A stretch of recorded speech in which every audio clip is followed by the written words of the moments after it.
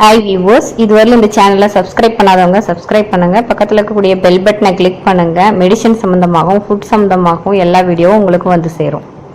வணக்கம் வியூவர்ஸ், இன்னைக்கு நம்ம சேனல்ல எப்படி இயற்கையான முறையில நம்ம ஆலிவேரா ஜெல் எப்படி வந்து தயாரிக்கிறது அப்படிங்கறது பார்க்கலாம்.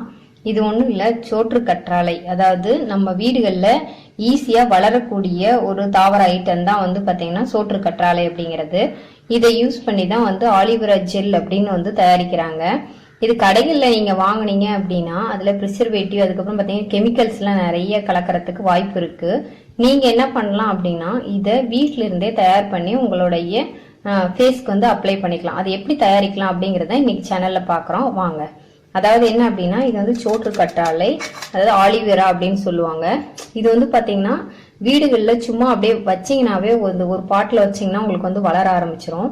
இந்த மாதிரி ஒரு பீஸ் வந்து நான் வந்து சோற்று கற்றாழை வந்து எடுத்துக்கிட்டேன். இதை வந்து நீங்க என்ன பண்ண போறோம்னா உள்ள இருக்கக்கூடிய ஜெல்லை வந்து நம்ம வாஷ் பண்ணிட்டு கட் பண்ணி எடுக்க போறோம்.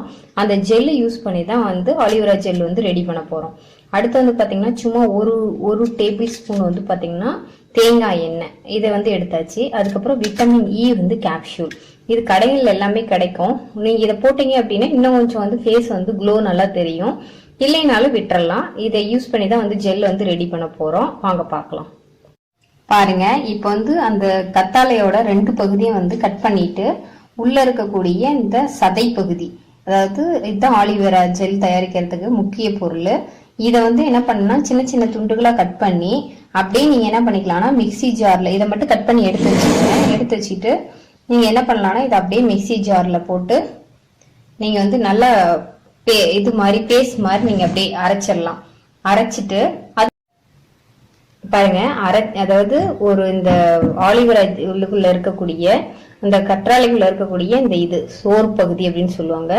இதை நீங்க அப்படியே உள்ள இருக்கிறது மேல் தோலை கட் பண்ணிட்டு அதையும் அதை போட்டு நல்லா மிக்சியில அடிச்சுட்டு அது கூட நீங்க வந்து தேங்காய் எண்ணெய் அந்த எடுத்து வச்சிருக்கீங்க இல்லையா, தேங்காய் எண்ணெய் 1 ஸ்பூனும் விட்டமின் இ கேப்சூலும் சேர்த்துனீங்கன்னா ஆலிவேரா ஜெல் வந்து ரெடி ஆயிடும். பாருங்க, அதாவது மிக்சியில சும்மா அப்படியே பல்ஸ் பண்ணீங்கன்னாவே போதும், இந்த மாதிரி வந்து கிடைச்சிரும், நல்லா அரைச்சிரும். அதுக்கப்புறம் இது கூட உங்களுக்கு தேங்காய் எண்ணெய், அதாவது ஆயில் ஸ்கின் இருக்கிறவங்க தேங்காய் எண்ணெய் சேர்த்திக்கலாம், இல்லை அப்படின்னா சேர்த்தாம கூட விட்டுடலாம். சும்மா 1 ஸ்பூன் அளவுக்கு தேங்காய் எண்ணெய் வந்து போட்டுக்கலாம். இது கூடயே விட்டமின் இ கேப்சூல் அப்படின்னு சொல்லிட்டு எல்லா மெடிக்கல் ஷாப்லயும் உங்களுக்கு கிடைக்கும்.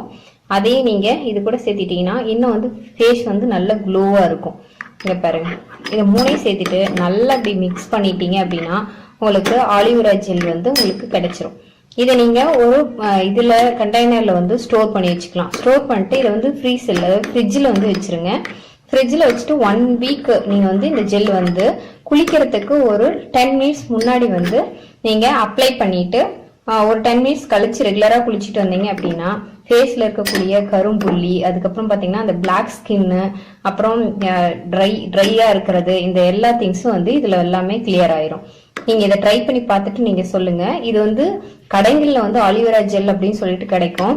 ஆனா இது வந்து நீங்க வீட்டுல வந்து நீங்க இயற்கையா தயாரிக்கும் போது எந்த ஒரு கெமிக்கல்ஸோ இல்ல ப்ரிசர்வேட்டிவோ எதுவுமே ஆட் பண்ணாம இருக்கிறதுனால ஸ்கின்னுக்கு வந்து நல்ல ஒரு ரிசல்ட் கிடைக்கும்.